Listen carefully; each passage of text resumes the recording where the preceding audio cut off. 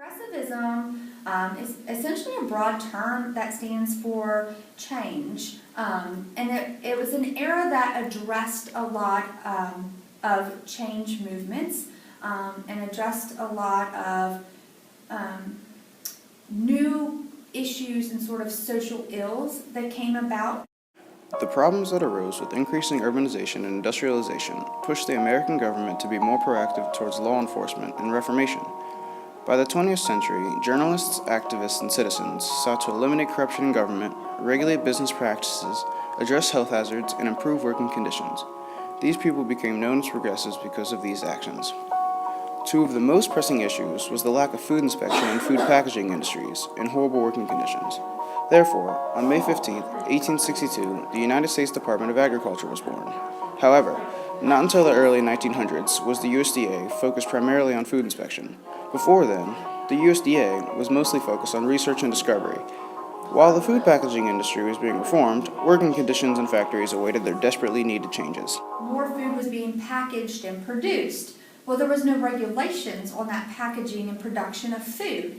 And come to find out, there were a lot of wrongdoings happening in that, and it was making a lot of people sick. Some say during this time, more people died of tainted food and meat than of medical conditions and illnesses. Rat poison and rat feces being processed right along with the meat. Spoiled meat being processed, just covered up with dyes and flavorings and still being processed and canned and served to people. So these things were brought to light, and society was becoming aware of these things. So, as a result of all this stuff, the government decided that it needed to step in and become more involved. Now, the USDA had been around since Lincoln, but it had not been a cabinet-level position, and it did not have that great of a role. So really, the USDA just expanded in its role during this time and took a much more active role in the packaging industry and in the foods industry.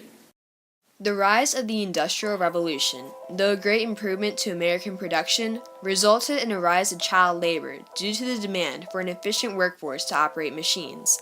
These children were treated very poorly in the factories. Children sometimes came home with a limb missing, and some, unfortunately, never returned at all. Boys were usually working between the ages of 10 and 14. In 1900, 18% of all workers in the United States were under the age of 16 years old. As a result of the poor working conditions, the first child labor law was the King-Owen Bill in 1916. Though the bill was written to protect minors' rights, it was deemed unconstitutional by the Supreme Court, in addition to other bills like it that arose in the near future. Well, the Supreme Court declared that that was unconstitutional because the federal government did not have the power to regulate interstate trade if it was on a good, such as cotton, which is what was involved in this case. That they can't use that as a means to try to regulate child labor, because if you go back to the Constitution, that is one of those reserved powers for the states. And so the Supreme Court was saying that the federal government overstepped its bounds in that ruling. Some reformers began to question if things would get better if education laws were put into place. However, the states who participated were very lax and had few regulations for school attendance. Education reformers convinced the population that primary school education was a necessity for both personal fulfillment and the advancement of the nation. However, the states who participated were very lax and had few regulations for school attendance. On June 4, 1919, Congress passed the amendment that allowed women to vote, which was ratified in August. Therefore, in the election in 1920, women were allowed to vote for the very first time. During this time, however, many believed that women should be more concerned with things at home and taking care of the family. However, women soon grew tired of this and wanted to challenge what the men called the cult of true motherhood.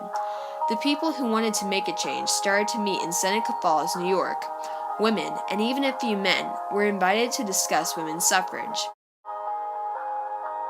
Since the late 1790s, only 16 amendments have been ratified, out of about 10,000 proposed. 4 of these amendments were passed during the Progressive Era. In addition to the 19th Amendment, the 16th, 17th, and 18th Amendments were all passed in the early 1900s. The 16th Amendment, ratified in 1913, stated that Congress had the power to enact an income tax on the people. This created a public outrage, however, with many political cartoonists, one of them being the famous Thomas Nast, coming to action. The 17th Amendment, also ratified in 1913, allowed citizens to vote for their state senators. Before this time, state legislators decide on their senators instead of the actual people as a whole. Before, they were not directly elected by the people, so this definitely gave people a little bit more power and a little bit more say in government. And part of this was as a result of some of the corruption that the government was known for in this day and age. The final amendment during the Progressive Era was a result of the temperance movement, an organized movement that pushed society to control their consumption of alcohol, and eventually resulted in the 18th Amendment, popularly called Prohibition. The sale and distribution of alcohol became illegal across America. As a result of the temperance movement's activism, though, organized crime and gangs skyrocketed. Al Capone was one of the most famous gangsters of his time through his extensive connections with Chicago's mayor and the gambling institutions and breweries of the city. As a result of the 18th Amendment, his capture was even more sensational to the press than Thomas Edison's death, as seen from this issue of the Chicago Tribune. Because it was so controversial and did little to actually help the United States, the 18th Amendment was repealed soon after it was enacted.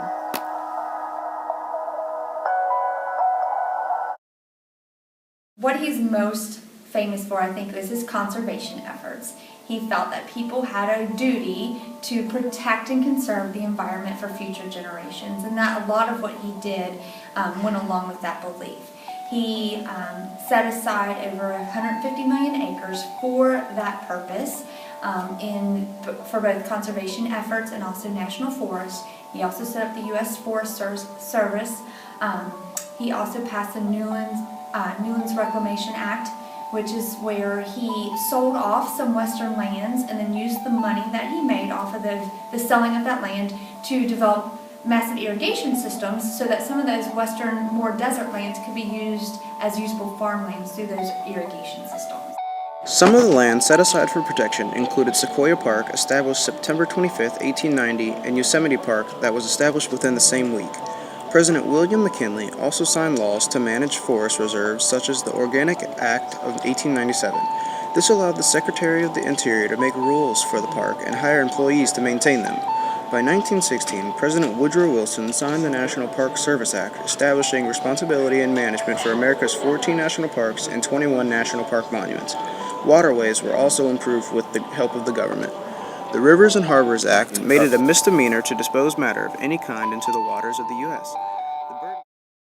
The Progressive Era was an influential time of multiple governmental reforms for the American people, the society as a whole, and the land itself.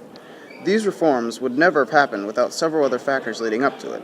The urbanization of people moving from rural to urban areas led to the industrialization of factories, resulting in horrible working conditions, pollution, and a demand for more rights to the people. This finally led to the Progressive Era of governmental reforms, where the formation of many things that we take for granted today, such as women's rights, child labor laws, and protected national parks came about.